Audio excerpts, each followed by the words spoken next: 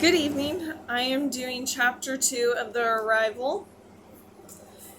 In chapter 1, he was going on his way and doing a trip that we weren't too aware of where he was going and for what reason.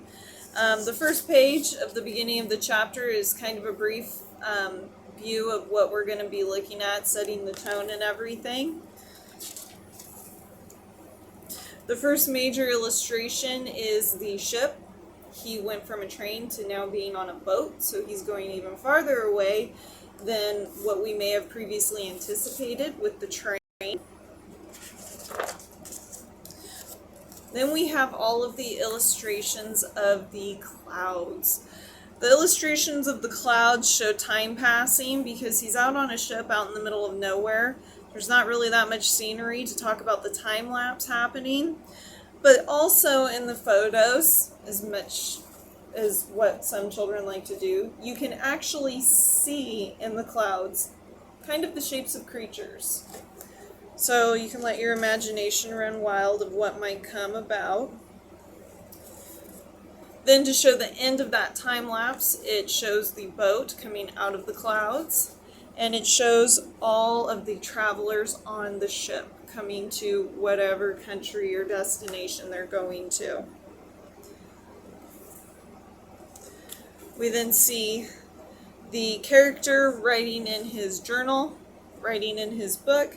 He takes a piece of paper out and starts to fold the origami bird, just like the one that he gave his daughter in the previous chapter. While he's doing this, you can tell that he hears some type of a noise because of his body language looking up. Then we have the first image of different kind of creatures. They almost look like flying fish, but they're literally flying instead of just jumping out of the water. Now, typically with sailing, anytime you see birds out at sea, that's typically means you're close to land, so it's kind of announcing that they're finally reaching their destination. Then we have the big image of the harbor that the boat is pulling into.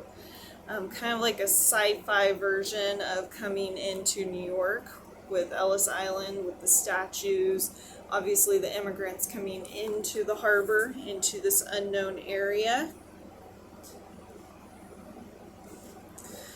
And of course, once the boat docks, the fun part of getting everyone off the boat commences, and you can see all of the people coming to this destination, possibly wanting to improve their lives, just like this gentleman is.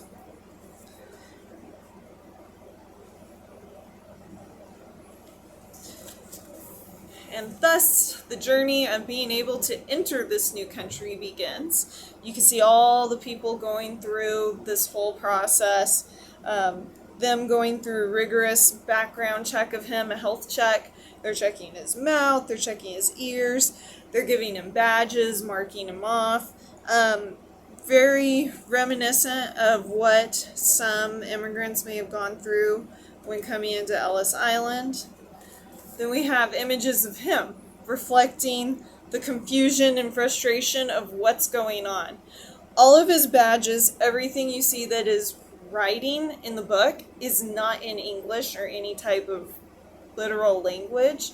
So the reader's kept in the dark of what's going on, kind of with the same frustration and bafflement that the character is going through at this point of time. He's kind of going, what? I don't understand. He's trying to show a picture of his family, showing how frustrated he is. And then on the next page, it starts showing the actual processing of his document. Whatever document that is, saying you're allowed to enter this country at this point of time. So he made it through. You see him with his new ID.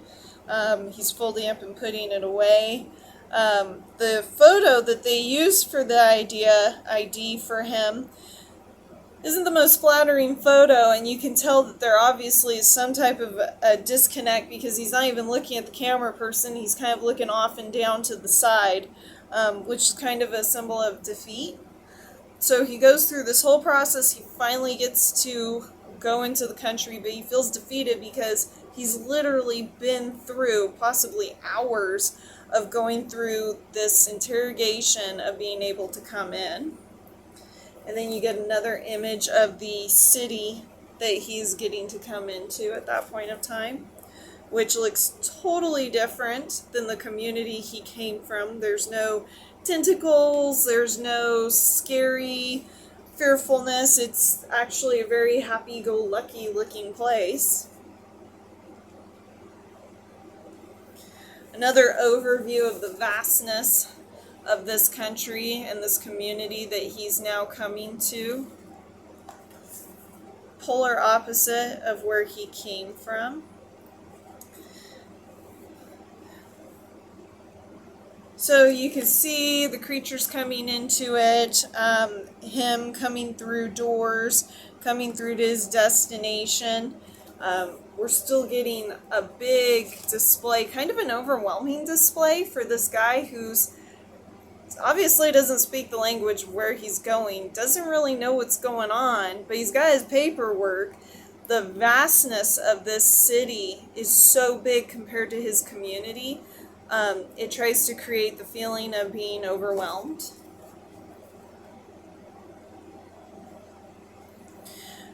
We start to see some of the people that are involved in this community, all of whom appear to be working. They seem to be making some type of money, some type of income. So obviously, it is a bustling city. A lot of it is similar to what you would see in our own city from this kind of a time era of when we had a lot of people coming through Ellis Island. But you get to see like these little sci-fi creatures, little aliens or monsters, whatever you want to identify them as, kind of intermixed with everyone. Same community. Whoa. So it's kind of, these images are kind of creating this sense of, you're seeing the sci-fi element to it, but it's also creating a sense of familiarity for the reader of, it's not too much off of the beaten path of what our day-to-day is like. They still got to go to the barber. They're still playing music. They still got to serve food. So our character is having to wander the streets because he really has nowhere to go at this point of time. Not too sure what he's going to do.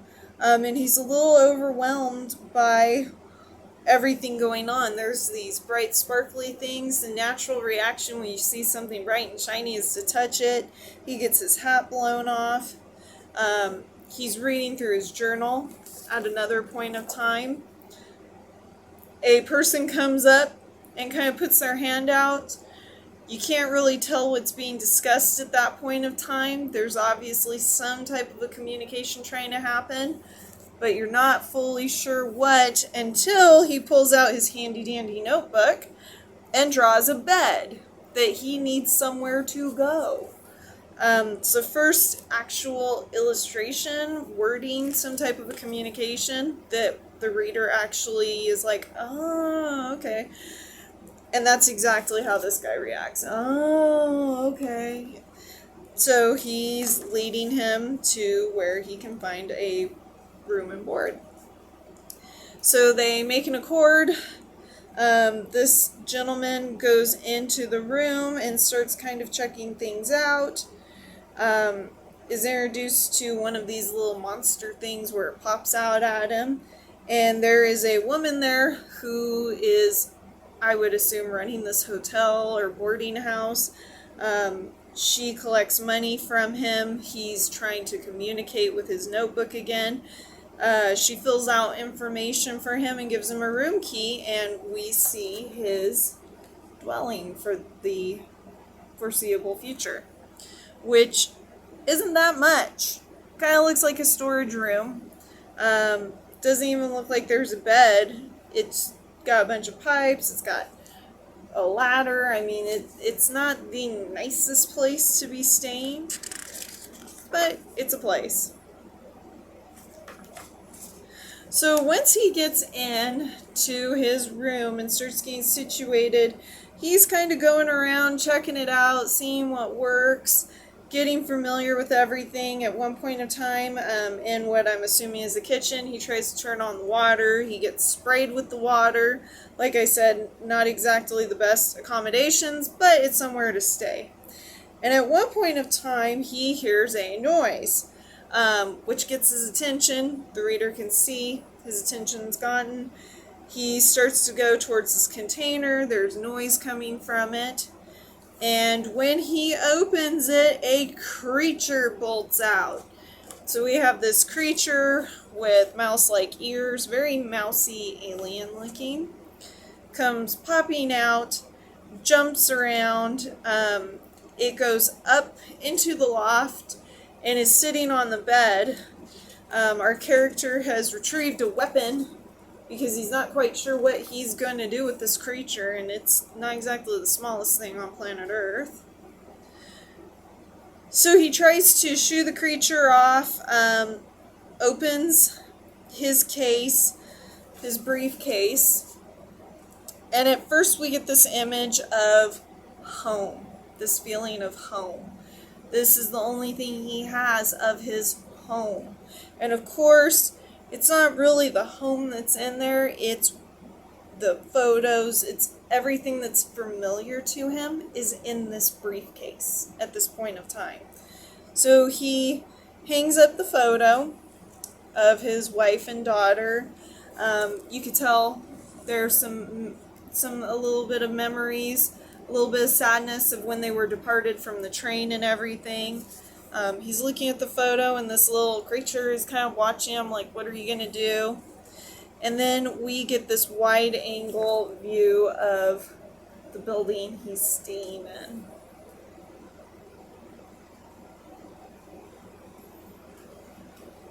Then we have another big image of the whole city that he's living in. Everything looks happy, very industrious. Looks like, hey, this is where people come to make money and to better their lives.